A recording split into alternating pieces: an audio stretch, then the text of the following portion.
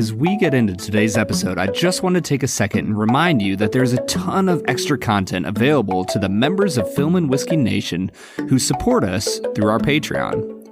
Check us out on patreon.com/filmwhiskey. On today's Film and Whiskey, we are wrapping up Season 6. It's time for us to eliminate some more movies. We're down to the final 8. We're going to crown the champion of Season 6. Meanwhile, we're going to be drinking 3 whiskeys from Doc Swinson's. That's all ahead on the Film and Whiskey Podcast.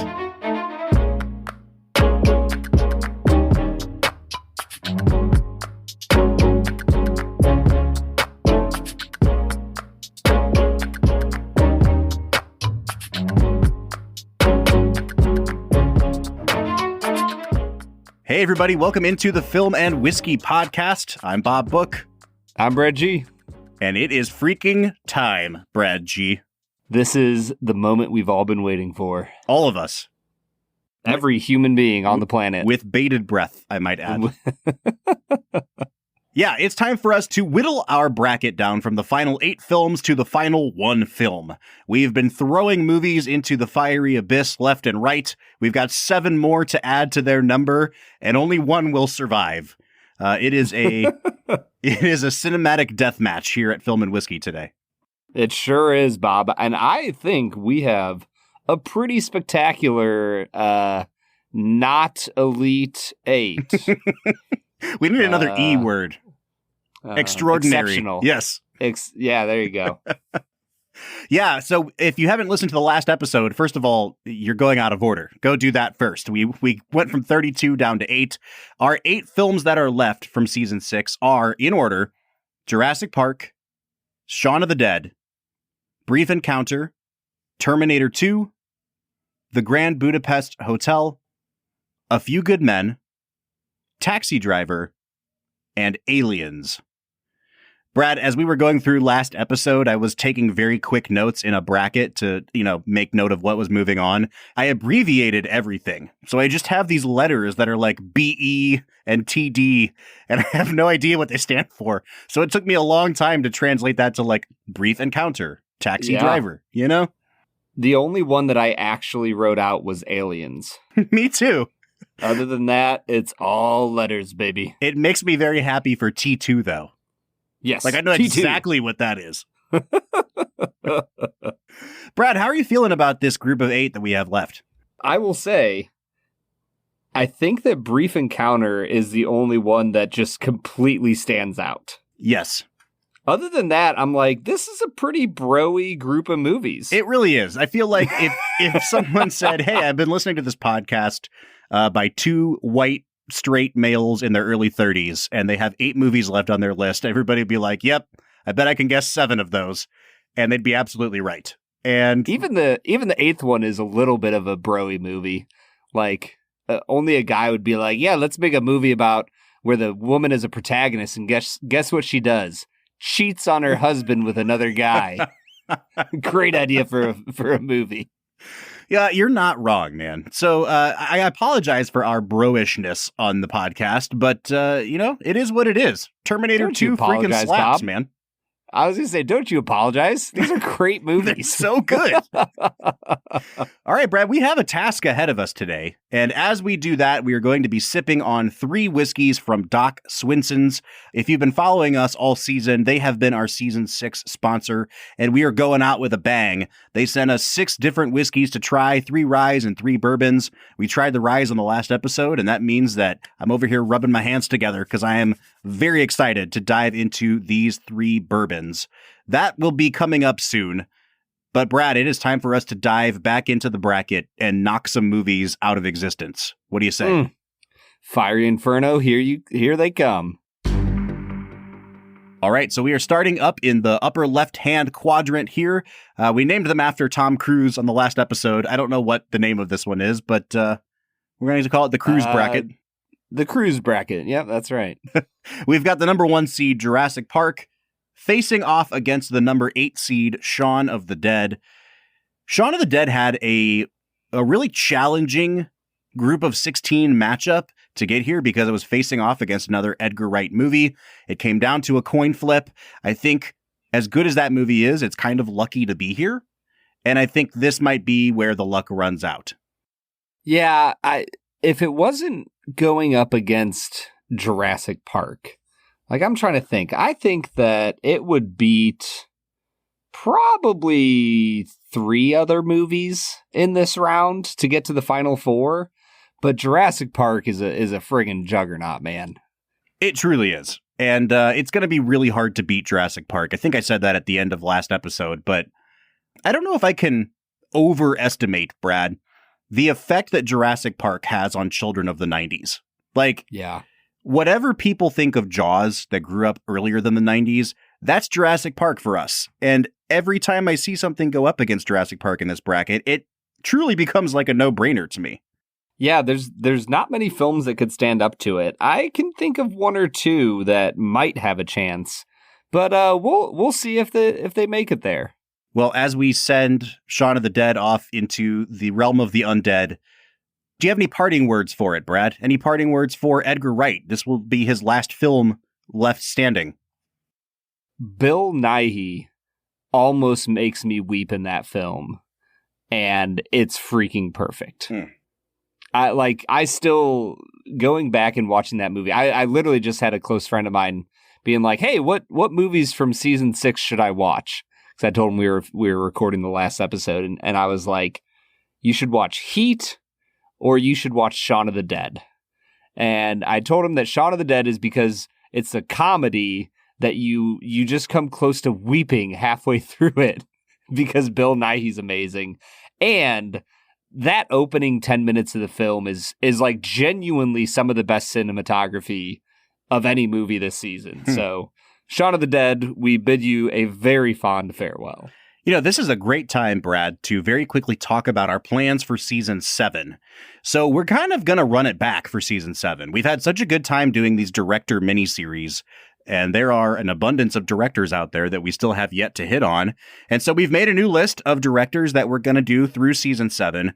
And one of those directors is going to represent the first set of foreign language films that we have ever done on Film and Whiskey. We're going to jump over to Japan. And we're going to watch 4 films by Akira Kurosawa.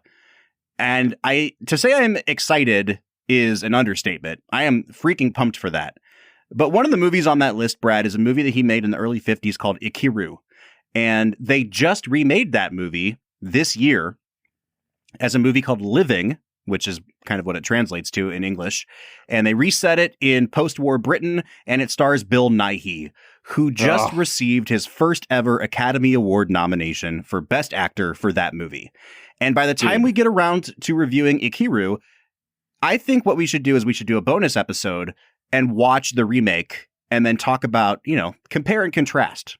I'm 100% in. I already liked Bill Nighy, but having seen him in a few, movies for this show, I just want to go on a Bill Nighy kick and watch like 10 of his movies. It's a really good movie, man. I saw it at the theater a couple weeks ago. I'm excited to talk about it and the differences here. But that means that we have to wait a few months to talk any more about Bill Nighy because Shaun of the Dead, you're out of here. And that takes us to our next matchup to get into the group of 4. We're talking about the number 4 seed, Brief Encounter, going up against the number 5 seed, Terminator 2. This is a really hard matchup because I think that both of these movies are nearly perfect. I think I gave Terminator 2 a 9.5 out of 10. I gave Brief Encounter a 10 out of 10. I don't know what to do here, Brad. Dude, these are easily the most disparate movies left in the bracket. And I can't imagine a quieter movie against a louder movie. Did you make a pick? I did make a pick. Okay. Have you made a pick yet? No. Actually, I kind of knew for the most part what my picks would be coming into these bracket episodes. And there were a couple that I was just like, I'm going to decide in the moment. And this is one of them. I did not get any further than this in this quadrant, Brad, because I wanted to feel how I felt when it came up during the recording. Just imagine a world where the Terminator destroys our alternate future and Brief Encounter just never existed. How do you feel about that? That's a really good question. And I know you're being facetious, but here's the thing. Brief Encounter is one of the more underseen films we've ever done on this show. And so in some ways, it feels very easy to just get rid of it because not a lot of people are going to feel its absence.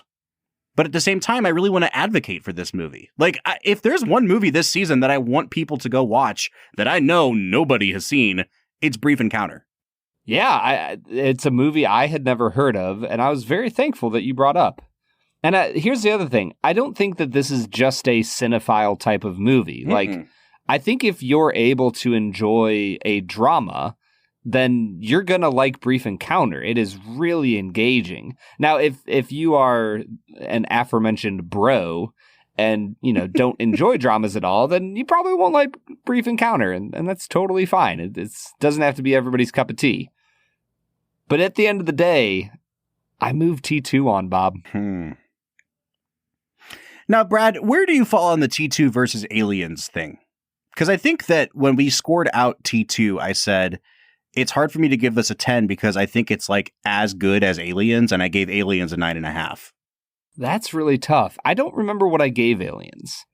I think I would stick with T2. Okay. I think that the setting is more appealing to me, being on Earth. And I think that the interactions, I don't know, because you got Sigourney Weaver and the little girl, which is a great, mother-daughter relationship. But the father-son relationship between Arnold and the kid actor in that movie is really incredible. Mm-hmm. So, man. That's why I'm having trouble moving T2 into the final four here, because I know there's another James Cameron movie lurking. Yeah. So if this one gets swallowed up, there's still a chance for James Cameron. However, I think I am also going to move Terminator 2 on. Holy cow, you're such a bro. Part of it has to do cinema. Part of it has to do with the matchup against Jurassic Park, because I think Terminator 2 is the movie that when you're judging it against Jurassic Park, you're judging it against an action movie. And Terminator 2 has a better chance to make that an exciting matchup than Brief Encounter does. Yeah. So it is with very heavy hearts that we say adieu to Brief Encounter. The little movie that could. Just take a train off into the sunset. Brad? Nobody understands that because they've not seen the movie. They've not seen the movie, yes. I think that we should drown our sorrows from Brief Encounter with one of these three bourbons from Doc Swinson's. And, in the spirit of goodwill, Brad, I'll let you pick. Which one do you want to start with here? Let's start with the French Toasted. The French Toasted. All right, let's get to it. All right, so this first whiskey from Doc Swinson's we are drinking today is the French Toasted. Now, this is a part of their exploratory series, which is everything we've been drinking from them so far. Aside from all the notes I'm about to give you, it's delicious. Mm-hmm. Yeah, so this is a blended whiskey of two different mash bills, and it is aged in an American white oak for 5.5 years, and then it's seasoned for about 36 months. So 3 years in new French oak barrels. So this is a really interesting expression, Bob, and I'm curious what you are picking up on the nose here. Yeah, this one is kind of a little bit of a shapeshifter in the glass, Brad. I got some of those like dusty rose notes that I get on like Willet for a hot second when I first poured it out. And then it's really kind of settling into oak and like heavy spice and some really prickly ethanol notes on the nose. Like the alcohol is really jumping out of the glass on this one for me. How about for you? Yeah, I mean, for me, it was pretty buttery. There was some like pecan notes going on. And there was a lot of vanilla, and it did get very oaky after a little while. Mm-hmm. So it's a pretty solid nose. I'm excited to get into the palate, though. Yeah, I'm getting some really good Coca-Cola notes on the nose. I'm not done nosing it yet. I know you're trying to segue us, but keep at it. I'm giving you a chance to sip here. I really like this so far, but I am intrigued to see where it goes from here. Brad, I can tell you've taken a sip. What are your first impressions here? Yeah, I think that you get some caramel that mixes with this like orange creamsicle. like almost like an orange rich cheesecake feel to it. And then like the longer I sit with it, the more there's some like black peppery notes kind of hinting around the edges of all the richness. Bob, I really like this. Yeah, this one has a really interesting note right when you go to swallow, though, that it almost reminds me of like the pith of an orange. Like it's got like a bitter orange flavor to it right when you go to swallow. It's really interesting. There's definitely citrus on this, and I'm not seeing citrus in their tasting notes on their website. Like they're noting dark chocolate. I'm not really getting that so much. It's kind of a classic spicy bourbon with a little bit of orange on top of that. It's like a really hot old fashioned. Yeah. I would say that's a good note. I think for me, it got oaky at the end, and that, might be the extra 3 years in a new French oak cask. But yeah, it gets a little oaky at the end, which just barely bitters a little bit. Not enough to mess up the experience, but just enough to let you know it's there. Bob, I think if I was scoring this out, I'd probably be somewhere in like the 37 to 39 area. Yeah, I don't know if it quite hit a 40, but it's really solid. I'd probably be right around the 35. Like this is a recommendation for sure. But I think it's important to note that that barrel that it finishes in is a toasted barrel, not a charred barrel. And we've been noting this since we first tried the Elijah Craig toasted barrel. When things are finished in toasted barrels, they really do take on, for me at least, some of the more bitter characteristics of oakiness, and they have a lot more of a tannic quality. This one definitely does have that kind of black tea tannic thing going on after you swallow. It's a good whiskey, but I'm excited to see where we go from here, Brad. So why don't you pick our second one? All right, so the next one we're going to try here is the Blender's Cut. Now, this is, I just said that we are only drinking their exploratory. This is their only regular version that we are drinking. Yeah, this is a high rye bourbon that has been kind of winning awards left and right, Brad. I mean, if you go to their website, I think they've got 6 gold medals listed that they've won for this Blender's Cut straight bourbon. This one that we have in front of us here is aged for 5 years. It's 115 proof. There's not a lot more about it on the website, so I don't know if they're kind of keeping the mash bill under wraps a little bit, but we have less information about the mash bill and the provenance and things like that. But I'm equally excited to dive into it, Brad, because this has just a classic bourbon nose. Yeah, it really does. For me, it's literally caramel, brown sugar. And then I don't know about you, but I think that candy corn has a very specific sugar smell to it. And I'm getting candy corn on this. Oh, interesting. Yeah, there's definitely like a waxiness to this that... Yeah, yep. I like it, but I think mine is sticking more in that kind of like mapley brown sugar realm, which is like, that's where I live, dude. I love a good decadent sweet bourbon. So I'm really excited to jump into this one. I know you've tried it already. Can you give us your tasting notes? Yeah, dude, it's caramel cheesecake, it's vanilla, it's brown sugar. Like, the thing that I wrote down about this is like a platonic bourbon. Like, this is an ideal for what you would be looking for to measure other bourbons up to. Yeah, I really like this, man. It definitely goes, again, a little bit more oaky towards the back of the palate and into the finish. And it reminds me quite a bit of that toasted barrel finish. There's some slightly bittering notes on this at the end, but the front of the palate and the mid palate are like your classic high proof bourbon.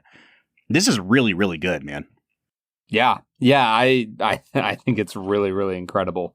On the end, for me, it got a little bit corny. Like you could start to taste the corn coming through, but just a hint of it, enough to flavor, not enough to make it feel young. And then there's some vanilla, there's some oak, and that caramel that you just get throughout the entire experience. All right, Brad, if you were going to score this one out, where do you think you'd fall? I think I'd be at like a 41 to 43 area. Okay. Low 40s. Okay. I think it is a really exceptional bourbon. I think that I am slightly lower than I was with the first one on this, but only slightly, like a 34 out of 50. Yeah, it doesn't have as many distinctive notes to it as all of the other 4 whiskeys from them that we've tried before this. And I think what I really love about Doc Swinton's is that each whiskey is so unique and it has so many distinct characteristics that this one is a really solid offering. But because it doesn't have that super uniqueness to it, I think, it might be a little bit unfair, but I'm kind of dinging it for that, if that makes sense.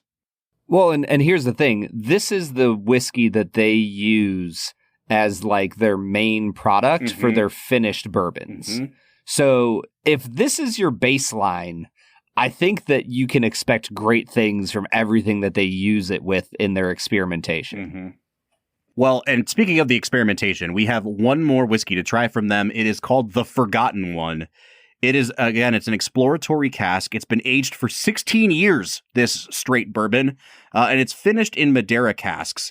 This is a really cool one because, during COVID, they stopped distilling for a while because they were making hand sanitizer, and they were planning on doing something with this whiskey that had been aged for 12 years and finishing in Madeira casks, and then they kind of forgot about it and came back to it after it had spent 4 years in Madeira casks. Now, it was only 2 barrels of whiskey. It was they were finishing it in one sweet Madeira cask, one dry Madeira cask, and they've blended them together.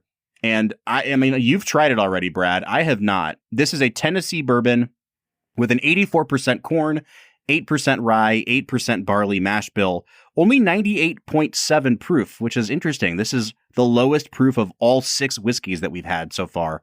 I'm pouring it out into my glass as we speak, but I'd love to hear your notes, Brad. Honestly, this one kind of reminded me of like a really fruity light roast coffee. Like I got grapes, I got peach, there was some peanut going on there. And it took me a while to pinpoint it, but it feels like there's some like nice oiled leather going on in the nose. It is a extraordinarily unique nose, Bob. Yeah, I really like this, man. This has some really, I hate using the word exotic, but it has some really exotic fruits. And by that, I mean fruits that we don't typically get on whiskeys. I've said prune from time to time, but what I really get on this is like fig and date. This is, it's like almost like jelly. It's so sweet and decadent, but it has that sort of like dark, almost like medjool date thing going on. Really, really nice. I expect that the Madeira is going to have like a ton of influence on the way this tastes. I'm about to give it a sip, Brad, but why don't you give us your tasting notes? Yeah, for me, it turns in, the grapiness turns into almost a more citrusy grapefruit. There is some nuttiness here that I think tastes kind of like a hazelnut. Some of the peanut comes through. And honestly, the age here, it almost has like a dusty old book feel about it on the palate. The way that this drinks reminds me of, I remember once I was visiting Kentucky, I walked into a liquor barn store. It's not just a barn of liquor. It's the name of their chain of stores in Lexington and surrounding area. And they were pouring this like pecan liqueur. And it reminds me so much of that. There's a ton of nuttiness to this, but it drinks so smoothly. And by that, I mean low proof, no burn, that it almost has like a syrupy quality to it. It reminds me of a liqueur. It's not that sweet, but it has all of the mouthfeel of that. It is, this might be my favorite of the 6. And I think it's because it is so unique. I have never had a whiskey do this on my palate before in terms of the mouthfeel and what it's reminiscent of. This is one of the most unique whiskeys I've ever had. Bob, Doc Swinson's continues to make incredible expressions of whiskey. And I think what they need to do is keep forgetting about barrels in the dark corners of their rickhouse, because if it turns out like this, I am just blown away. All right, man. I would say that if I was scoring this out, this would be like between a 45 and a 47 out of 50. This is insane. Like, Doc Swinson's, thank you, thank you, thank you. I'm so happy, Brad, that you walked me through it in this order because we saved the best for last. We have to get back to the bracket, though. No more whiskey for us right now. It's time to get serious. It's time to eliminate some more movies. What do you say? I mean, if you expect me to stop drinking, then you got another thing coming. And the Robert. podcast is over. Let's get to it, man. All right. So in the upper right-hand side of the bracket, we have the number 2 overall seed, the Grand Budapest Hotel, up against the number 10 seed, A Few Good Men. Brad, am I gonna do something? Am I going to Don't do do it, something Bob. strange here? I'm not sure yet. Convince me. It's not. Convince me why I should choose Grand Budapest here. Grand Budapest Hotel is the crowning achievement of a filmmaker who prides himself on valuing classic cinema. Mm-hmm. A Few Good Men is a really great legal drama made by one of the best B-plus directors out there. What do you want to save? I don't know. That's The a Grand dumb answer. Budapest Hotel. You want to save the Grand Budapest Hotel. The Grand Budapest Hotel is undoubtedly the bigger artistic achievement. But if you told me, like, hey, you're going to die later and you have to watch one last movie and it has to be one of these two, first of all, I'd say, why are you doing this to me? And then secondly, I would say, I probably want to watch A Few Good Men. I just think they're both very entertaining films. I think A Few Good Men has like the comfort factor that Grand Budapest Hotel does not. Grand Budapest Hotel has a action sequence where you get to watch Jeff Goldblum be chased silent film era style through a museum by Willem Dafoe, who chops his fingers off by closing a door shut.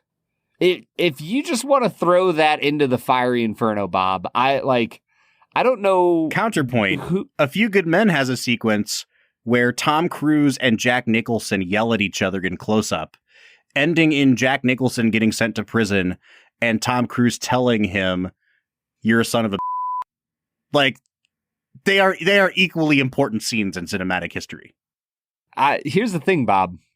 You have me arguing against a Tom Cruise movie. I know I think, do. This is so that's counterintuitive for you.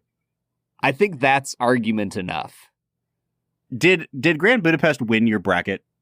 Who's to say? I can tell by how you're arguing for it that you are going to get real mad if it gets knocked out. And that is all the reason I need to say A Few Good Men moves on here. And we need to flip the coin of destiny, Brad. Bob. I knew it! You're just doing this to spite me. You're not even choosing based on principle here.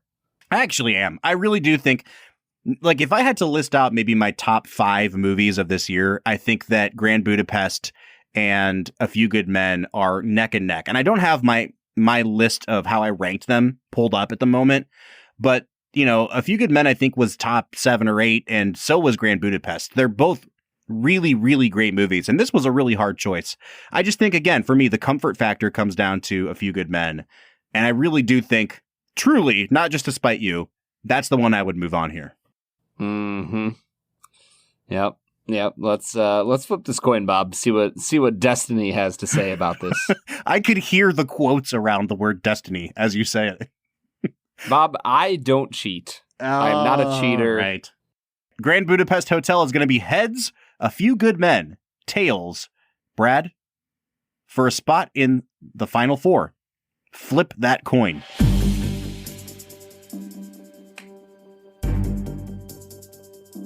Bob,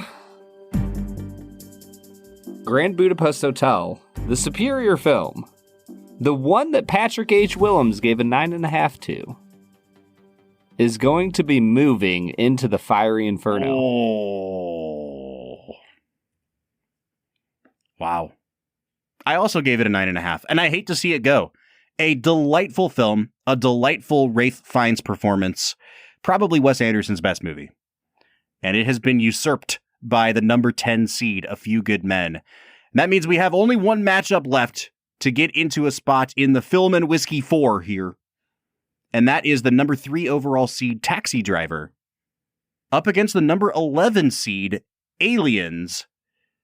Brad, as I look at this matchup, I'm like, all right, maybe Aliens is nearly as good as T2, but I think Taxi Driver kind of drives past it pretty easily here. Ha! Don't you mean it just completely obliterates it like it's a New York whorehouse? Like a 1970s pimp. Dude, that scene is so brutal. Oh my gosh, man. Oh, what man. a movie. Yeah, what a movie is right. I moved Taxi Driver on. Yeah, me too. Me too. Like, I had Jaws actually in this spot, but when Aliens overtook the famed shark, I was like, well, Taxi Driver's the better movie here. So TD is moving into the final four. Now, if it had faced off against Jaws, what would you have picked? That was one of the hardest picks for me. And I picked Jaws because I think they're both in their own genre, like technically perfect movies. Mm-hmm. And I just enjoy Jaws a little bit more. So wow. I also really want to see Travis Bickle on a boat explaining how he got his scars. Oh, man. All right. Listen, we have to move away from this for a minute because tensions have ridden high on these last two picks, but we have our Film and Whiskey 4 here, and that is Jurassic Park, Terminator 2, A Few Good Men, and Taxi Driver. Once again, an incredibly bro-y list of 4 movies, but 4 unmitigated, inarguable bangers. See, you could have had Grand Budapest Hotel, which would be the least bro-y of the films. But the most Criterion bro-y. Yeah. You know what I mean? Yeah, that might be a different true. subset of bro. That, the scene when the messages are being sent from hotel to hotel is just incredible. It's such a good movie. That? It's such a good movie. Unfortunately, it no longer exists. And with that, it is time for us to give out some Film and Whiskey awards. Brad, are you ready? The Filmies. The Filmies. I'm so ready, Bob. All right, Brad. It's time for our seasonally. I was going to say yearly, but that's not true. Seasonally? Our seasonal tradition here. Semi-annual. Yeah, pretty much. Where we give out the Film and Whiskey awards. And the first few are ones that are pretty set in stone. Brad, you're going to have to take a guess as to what the winner of each of these categories is. And then we'll transition into the Brad G Awards, which are very freeform and totally left up to you. I'm excited. So our first award for the evening is the most overrated film. And we calculate this by determining what our average score on the film is versus what the IMDb score is. What does the general public think of this movie, and why do we hate it so much more than them? Brad, can you take a guess as to what the most overrated movie is? I'm gonna guess. I didn't score Raising Arizona low enough to make it most overrated. I'm gonna guess Last of the Mohicans? That is a good guess, but it is not the most overrated. I guess we didn't rate that too low. I was just guessing that it has like a 8.2 on IMDb or something. What is it, Bob? Brad, the most overrated film of season 6 is The Big Lebowski. Oh, that makes a lot of sense. A movie that we gave a 7.252, and on IMDb it had an 8.1 overall. That movie has an 8.1? An 8.1. It is a beloved movie, dude. I'm telling you. Yeah. I feel like 8.0 is like a wall on IMDb. Is it like, do you feel that way as well? Like, if a movie has an 8.0 or higher, I take notice. I agree, because there are some real classics that haven't hit that mark. Yeah. Yeah. And yet, here's Lebowski. Oh, man. Peeing on everyone's rug. All right. The proverbial rug. He doesn't pee on people's rugs. His rug gets peed on. Well, his movie is peeing on the metaphorical rug of every other classic. All right. So if most overrated was our first category, Bob, what's our second one? Well, unsurprisingly, it is most underrated. I like doing it this way because we end on a high note, you know, like this is the movie that we liked a lot more than the general public. The movie that we most want to advocate for because of the disparity between what everyone else thinks and what we think. Brad, what do you think is the most underrated film of season 6? Man, so the public doesn't care for it and we love it. That's interesting because I don't know if we have a movie that you and I were like really crazy about. I mean, Jurassic Park, obviously. Oh, maybe, honestly, it might be Jurassic Park, because we both gave that a 10 out of 10, right? We did, but it is not the most underrated. The most underrated one is the Edgar Wright movie Baby Driver. Really? I would never have guessed that. It has a pretty decent score on IMDb. It has a 7.6, but we gave it a 9.25 in our average score. Okay. Yeah. It was followed pretty closely by A Few Good Men, which we also gave a 9.25 to, but it has a 7.7 on IMDb. So, almost the same amount of being underrated. But for the sake of argument here, we're handing the award to Baby Driver. So Edgar Wright, your movie is much better than people say it is. Yes, very, very much so. It's interesting to me. Do you think that the whole Ansel Elgort being sucky thing impacted that score on IMDb? No, I just think that most people are probably like, yeah, that was a good movie. 7.6, that's above 3 out of 4 stars, Yeah. And I think that it's only when you start putting it in the context of this is probably one of the 4 to 5 best action movies of the last 15 years. And the way that it's directed is so singular and unique. I don't think people are thinking about that movie that way, Yeah. No, I think you're right. And it's also just such a simple, small movie that just ends with, him being in love and them driving off into the sunset. And it doesn't feel like it's making a big statement. And that's one of the things I like about it. All right. And finally, we're going to look at the most divisive movie. Now, it is pretty obvious what our most divisive movie was this season. Raising Arizona. No, even more than that, it was Moonrise Kingdom because you refused to give it a score. Yeah, that's true. It is also very obvious what our second most divisive was, which is Raising Arizona. And that gets the award. But can you guess, Brad, what the next most divisive movie is? Because this is third most divisive. Can I ask one small clue? Sure. Early in the season. Oh, okay. Was I higher on the movie or were you higher? I was higher on it, and it was early in the season. Raging Bull. Close Encounters. Oh, yeah, Close Encounters. Yeah. What did you give that? I gave it a 9. You gave it a 7.5. Okay. Oh, yeah, actually, you know what? Hold on. It is Raging Bull. Raging Bull has a higher disparity. Hey, I was right, and you had actually looked it up. I must have calculated this wrong. I don't know how I counted to 2 wrong. We were 2 points apart on Raging Bull. We were also 2 points apart on Scott Pilgrim versus the World. You gave that a significantly higher score than me. I think you gave it a 7.5. I gave it a 5.5. So pretty divisive movies. So Close Encounters, you can come collect your 5th most divisive movie award from my house. Yeah, Spielberg's on his way right now, Bob. I'm sure he's jumping off of the Fableman's award circuit to come on over here. Yeah. All right, Brad, It is time for the Brad G Awards. These are the ones that are, let's be frank, more entertaining.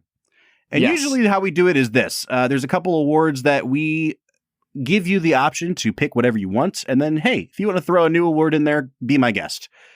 The first Brad G Award is one we call the most unexpected. Brad, you're coming to most of these movies for the first time. And whether it is a movie that you knew nothing about that took you by surprise, or a movie that you'd seen before and not really cared for, and this time around you were shocked at how much better it was than you remembered, what would you consider the most unexpected movie this season? That honestly is a tough one. I think I'm gonna give a co-award. I'm gonna give it to Misery, and I'm gonna give it to Grand Budapest Hotel. Because with Grand Budapest Hotel, that was the final movie we watched of the 3. Rushmore, I was just okay with. It was fine. I liked the Royal Tenenbaums that we did a few seasons ago. And then Moonrise Kingdom was Moonrise Kingdom. And so going into Grand Budapest, I was really nervous. I was like, man, I want to like Wes Anderson, but I'm just haven't come around to him yet. And so I was so pleasantly surprised by that film. Misery is just one of my favorite thrillers ever now. And I knew a tiny bit going into it, but man, oh man, is Kathy Bates incredible in that film. I'm just thinking of a new award of just most ankle-shattering moment. Misery. That's a great award, Bob. All right, and then the flip side of that, biggest letdown. Again, this could be something that you'd never heard of and it still let you down. It could be something you were looking forward to that you'd never seen. Or again, it could be a revisit that just didn't hold up this time around. Brad, what do you think was the biggest letdown of the season? Yeah, I mean, I have no idea why I would have thought that I would really love this movie. It's not like somebody told me it had the greatest opening 10 minutes of any comedy ever. It does. But Raising Arizona sucks, bro. It's not a good movie. I think the thing that's most surprising to me is that not only do you not like it, but that you think it actively sucks. Like that's there because there's a gulf of difference between those two statements. When we talked with Kathleen Falsani, she confirmed it herself. A lot of people really did not like the Coen brothers until Fargo. Yeah. So I think that a movie like Raising Arizona is a good reason why. All right, Brad, I'll give you a chance here. Do you have any new made-up Brad G awards you'd like to give out? Oh, do I ever. Bob, last season, I believe I made up the award, and it wasn't even an award. It was just, who do we want to see fight each other? This season, I'm going to give out the award, character I most want to hear explain how they got those scars.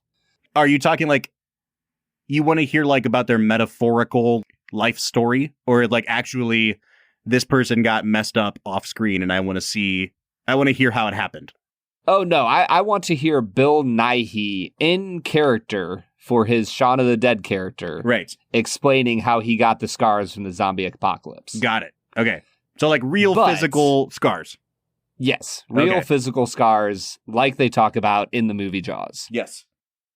However, I'm glad we've gotten all that out of the way. Film and Whiskey Nation, let's take a poll. How many of you understood what I was talking about the moment I said it? Well, I just feel like it really narrows down the pool because you're not going to pick Brief Encounter. Like, you know what I mean? Like, it's only emotional scars in that movie. That you are correct. All right. You're right, Bob. Who's the winner of the Scar Award? The Scar Award, easily. I just want to hear Terminator 2 Arnold. Not the first one. I want to hear T2 Arnold just for an hour explain how he got every single scar that he gained in that movie. Because it would be incredible. They should have just made a whole other movie of him being like, and this one is from when I was shot by the T-1000. It's over and over. It'd be great. Do you have anybody that you would want to hear their character explain how they got their scars? Yeah, I'd like to hear Joe Pesci talk about what happened to him in Raging Bull. But like in the most, like at his angriest in Raging Bull. Now, in true Raging Bull fashion, it wouldn't be De Niro he'd be yelling at. It would be his wife. Yes, exactly. Like... All right, man. These awards were wild this season. Let's get back into the bracket. We've got our pool of 4 movies left. Let's get down to the championship. What do you say? I'm ready to just ruin your life, Bob. It's time for the final Film and Whiskey 4 here. Jurassic Park versus Terminator 2 to kick things off. This might be the most challenging matchup of any matchup we could possibly pick, Brad. This is really hard. No, it's not, Bob. I mean, Jurassic Park is the better movie. I love Jurassic Park. Terminator 2 is a nearly perfect movie. Yeah, and Jurassic Park is a perfect movie. That's the thing. Like, I can see a world where Terminator 2 goes toe-to-toe with any other movie in this bracket. Jurassic Park just is a cut above, man. Yeah, I mean, I will say the look of horror on Sarah Connor's face when she sees the Terminator return and she doesn't know yet that he's a good guy is one of the most honest moments in movie history. Like, it is, I'm terrified because of how terrified she is. I will never let that scene die out of my memory. But I will because it's going into the fiery inferno. The thing I love about movies like Terminator 2 and Jurassic Park, and it really is a cultural thing, you know, in the last 30 years since Jurassic Park came out, we don't really have a monoculture anymore. We don't have a thing that like everyone shares and it makes a huge impact on everybody at the same time in a lasting way because everything's so splintered and niche now. Terminator 2 is a movie that has like 5 or 6 absolutely iconic cinematic moments in it. Mm-hmm. And it's like an action blockbuster, but it comes from an era where if you knew how to make movies, you could have these indelible moments that lasted forever. Like the T-1000 slipping through those bars the first time he kind of turns into liquid. And, you know, the guy getting impaled at the end of the woman's arm. And that first time that, you know, Arnold tells the kid to get down so him and the Terminator or the T-1000 can shoot at each other. And the chase in the LA River and the lava at the end and Hasta La Vista Baby. Like, it's an iconic movie. And I hate that word because it's so overused, but it really truly is. And it is a shame to send it off into that molten steel once again. But Brad, that's where it's going. Yeah. We'll talk a little bit more in the next round about why Jurassic Park is such an incredible film. But for now, let's just move it on. I think that this is going to be an equally easy matchup, Brad, because I can tell Grand Budapest went very far in your bracket. A Few Good Men, really great movie. Taxi Driver's the better movie. And, you know, I will say, we talked during the Taxi Driver episode, it is not a perfect movie. I think that they should have moved the Jodie Foster stuff up into the first half of the movie because it really pulls you out of the suspense that's being built in the second half of the movie, that he just takes this extended detour to go talk to Jodie Foster. But the overall effect of that movie is still so strong. It really does kind of blow away A Few Good Men. Yeah, there's not much that my boy Tommy Cruise can do to stand up to probably one of the most famous performances of all time in De Niro being Travis Bickle. Mm-hmm.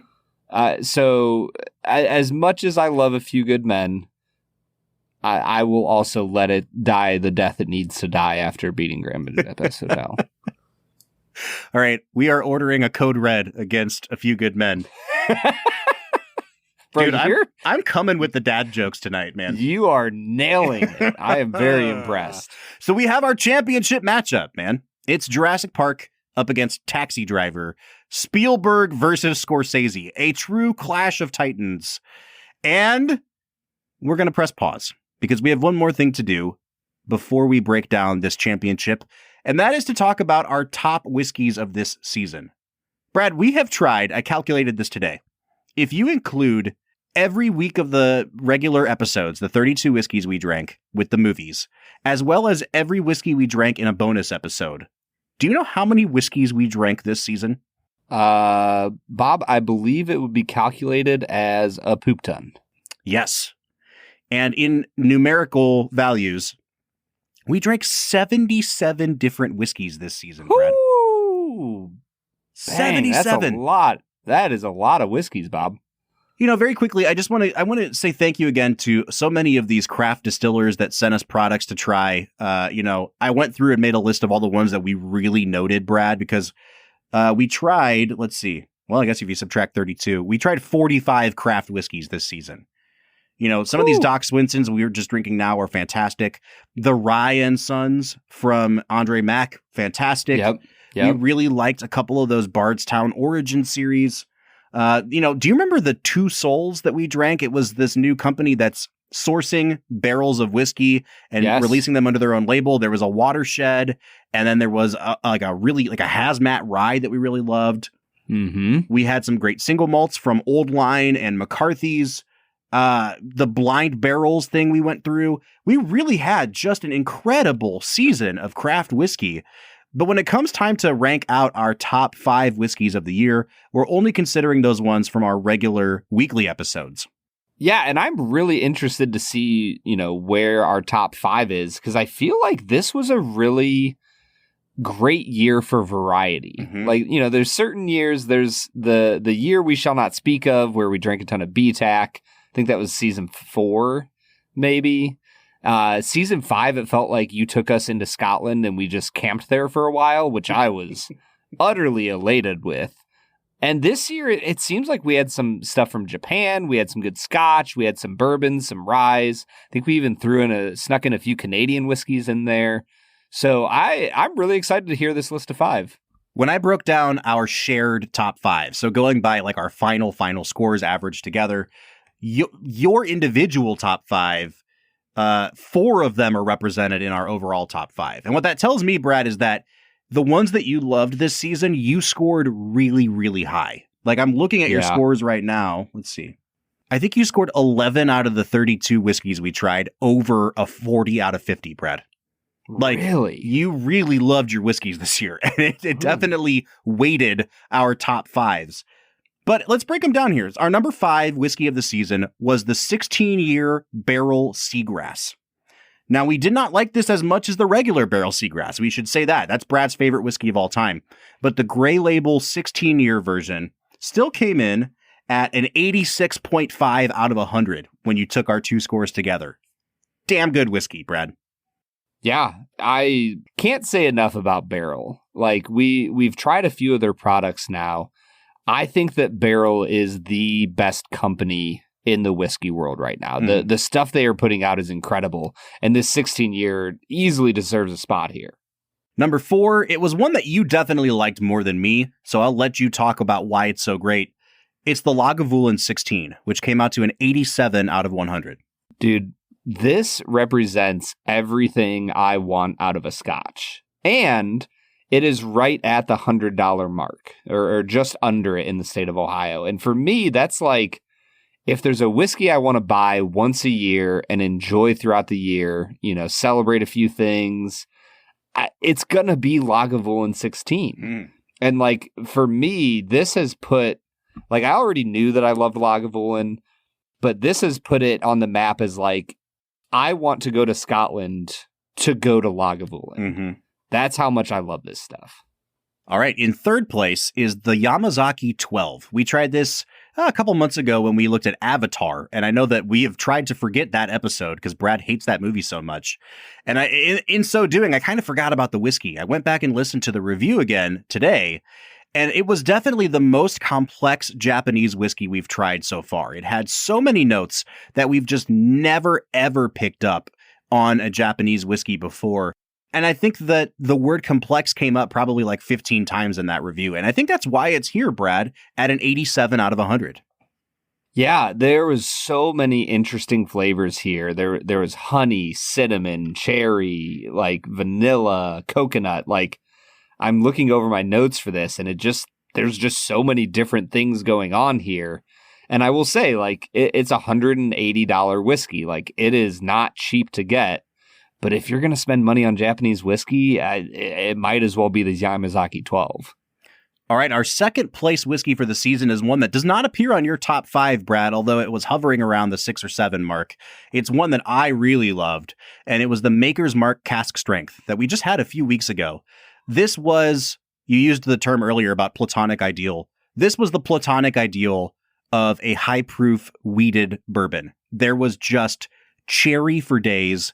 That soft, sweet wheat on this whiskey was just killer, man. And at like $45, it's really hard to beat this product in terms of value. Yeah, and it was fun to go there because Maker's Mark is such a mainline brand that we've only ever drank, I believe, the Maker's 46, and that was in season 1 or 2. So I was really excited to get back into the Maker's Mark portfolio. And I think we need to get back there again soon. All right, before we reveal the number 1, there's a couple honorable mentions from our individual top 5s. I definitely had more bourbons on mine. My number 3 was the Johnny Drum, which we just drank, I think, 2 weeks ago. My number 4 was the Russell's Reserve Single Barrel that had these great leathery notes on it that we really, really loved. And then the number 5 was Jack Daniel's Triple Mash, which is a new release from Jack Daniel's that costs like $35. That thing was like sugary sweet, so good. Brad, on your list, you had one honorable mention. It came in your 5th place. It was the very first whiskey we tried this season, the Highland Park 12. Yeah, the Highland Park 12 was really an incredible value and just a great whiskey. That's another scotch that you need to get out and try. All right. We've rambled enough. Our number 1 whiskey of the season is another one that people have not heard of, and you gotta seek it out if you can. It's the Nomad Outland whiskey. This thing is candy sweet. It has this sherry finish that doesn't taste like sherry. It tastes like, Brad, you said when you were nosing it that it reminded you of grape drink. Mm-hmm. And man, oh man, talk about the best possible gateway into drinking scotch. That thing is like, I need more, Brad. Bob, I'm not going to lie. I drank it again a few weeks ago, and I don't know how we scored it as highly as we did. Wow. But it's such a unique experience. Like, I've just never drank another scotch like it. And so I'm glad that we gave it the score that we did. Mm-hmm. I don't know if it quite deserves it on a comeback experience, but it's just a fascinatingly sweet and enjoyable experience. So I'm with you, man. I'm glad that the Nomad was on there. It was a lot higher on your list than on mine. We had friends come and stay from out of town for a night a few months ago, and he was asking me about my scotches. And so I pulled up 3 scotches, and it was the Quinta Reuben, followed by the Nomad, and then he wanted to try a peated scotch. And so I pulled up something peated. And I made him try them in that order because I wanted to see what he thought of the Quinta Reuben and then the Nomad. And I sipped him in that order, man. And I got to say, like, the Quinta Reuben, for a guy who loves Quinta Reuben, I was like, oh, he's going to love this. And he was like, huh, this is interesting. This is very different than what I'm used to. And then we moved into the Nomad, and he was like, what is this stuff?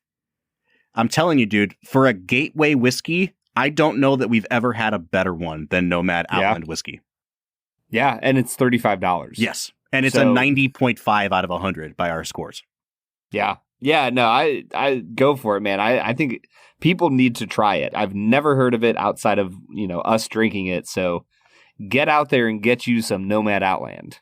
All right. We have a championship matchup, Brad. Are you ready for it? I think I'm ready, Bob. Okay. It's Jurassic Park versus Taxi Driver. I think I know where we're going with this. But Brad, make your impassioned case for Taxi Driver. Here's the thing, Bob. I don't have an impassioned case for Taxi Driver. I have an impassioned case for Grand Budapest Hotel. Yep. And you destroyed that movie like 17 rounds ago. Could I argue for Taxi Driver over Jurassic Park? Not so much could you, but like, what would be the argument for Taxi Driver over Jurassic Park? I think the argument for Taxi Driver is the art of it all. Mm-hmm. Scorsese, I would say, is probably the most accessible director who is also very high artistic, as you can be and still have a lot of people like your movies. Mm-hmm.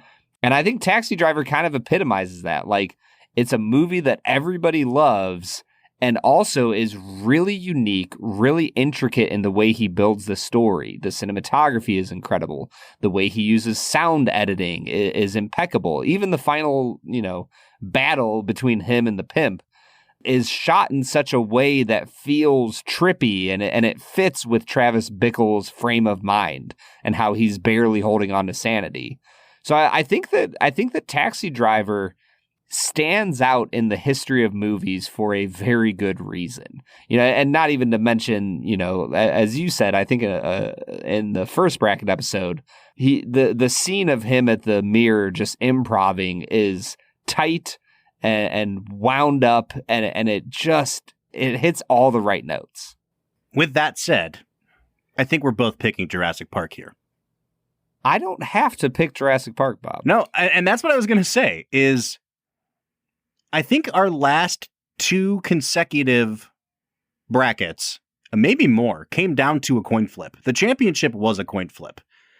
And let's be frank here, it's better with some drama. And we now have a vengeance factor from you. So, do you just want to make this be a coin flip? Do you want to stump for Taxi Driver? Here's the thing, Bob. I don't just do things for vengeance sake. I am a man of principle, and I'll send you the picture here soon. I actually picked Jurassic Park over Grand Budapest Hotel. Wow, okay. I put Grand Budapest Hotel as my number 1 film from this season, but when it came down to it, I couldn't deprive the fans of Film and Whiskey Nation from the opportunity to watch Jurassic Park anymore. Mm-hmm. It is one of the most perfect movies ever created. It is so tight. It has no areas that I would cut out. And there's just so many scenes from that film that you just get to see Spielberg be one of the greatest directors of all time. Yeah. Honestly, that's part of why I feel Taxi Driver has an argument is what is the void created if this movie doesn't exist? And I honestly don't know if I've ever seen a depiction of mental illness, violent mental illness, right? Mental illness that leads to violence on screen that is as effective as Taxi Driver. And it's a movie that came out over 40 years ago now. And it's a movie that's been endlessly ripped off by Best Picture nominee Joker, just a couple years ago. Like, that movie's influence is as wide and its shadow is as long as Jurassic Park's is. I do like Jurassic Park better, but I also feel like whichever movie ends up being crowned the champion here, we really are losing something significant by throwing the other one in the fiery furnace. So you're just going to force a coin flip? I'm not. No. Are we saying Jurassic Park? I'm saying Jurassic Park. All right. Well, I guess that does it then. No drama this season. We're going to play the music because nothing can topple the king. We're talking about the Tyrannosaurus Rex of films. What's the thing on the banner that falls when the T-Rex is roaring at the end? When dinosaurs ruled the earth? Yep, that's it. They still rule it, baby. Because Jurassic Park. Put the banner back up. Jurassic Park. We're hanging the banner in the rafters. We're retiring its number as the season 6 champion.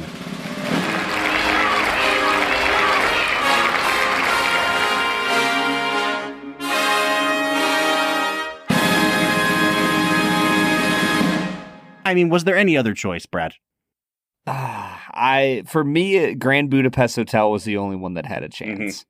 Because I think that movie is just so incredible. But Jurassic Park makes the most sense here. Also, John Williams deserves this. Oh, yes. I don't know if he has won a top movie yet, any of his films that he's scored.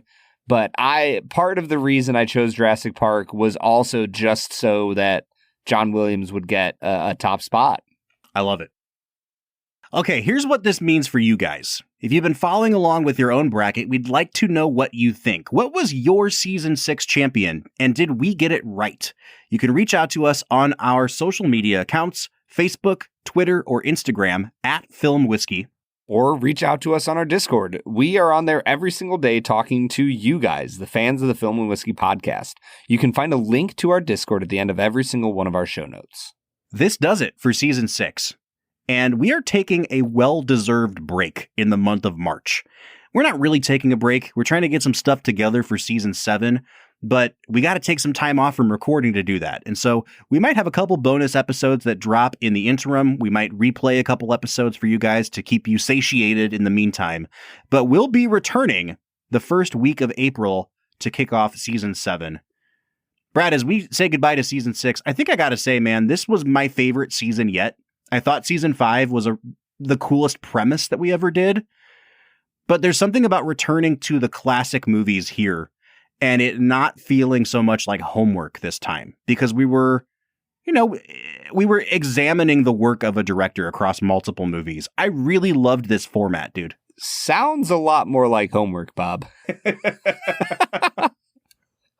I'm honestly with you, though. I think that there's something to be said for watching a few films from the same director. Now, if we were doing like 4 directors and watching 7 films each or something, 8 films each, that would get very old very fast. But, watching 3 to 4 movies and having an opportunity to examine each director has been a lot of fun. And I'm really excited to see who we come up with for next season. And I'm really pumped that we did somebody like Edgar Wright. Yeah. He is such a fascinating, a little bit of a blip on the radar for a long time. It doesn't feel like he became big until Baby Driver. And so to be able to look at some of his films was just really a lot of fun. All right, that does it for us. We will see you in April for season 7. But until then, I'm Bob Book. I'm Brad G. And we'll see you next time.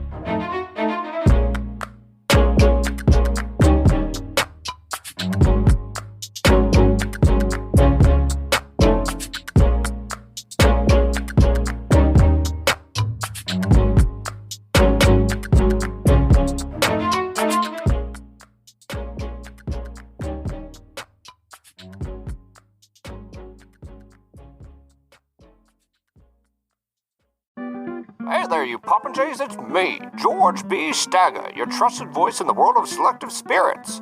Today's 60-second whiskey appraisal is brought to you by Doc Swinson's. Doc Swinson's, the perfect whiskey for adventurous whiskey explorers. Today we're reviewing their Tres Amigos, one of their exploratory cask series. This is a straight rye whiskey finished in rum and tequila barrels. On the nose, it's all orange to me, friends. Citrus fruit and agave with just a hint of pear. The palate is a mean mix of toasted sugar, peppercorn, and citrus, and the finish is just bursting full of pineapple, vanilla, and oak. By golly, this whiskey is bonkers delicious. If you are in the market for a grand old time, then you must go partake in the delicious offerings prepared by the legendary blenders over at Doc Swinson's. Remember, this 60-second review has been brought to you by Doc Swinson's. Find the closest retailer to you at docswhiskey.com. That's DOCS whiskey.com. Until next time, folks, this is George B. Stagger signing off.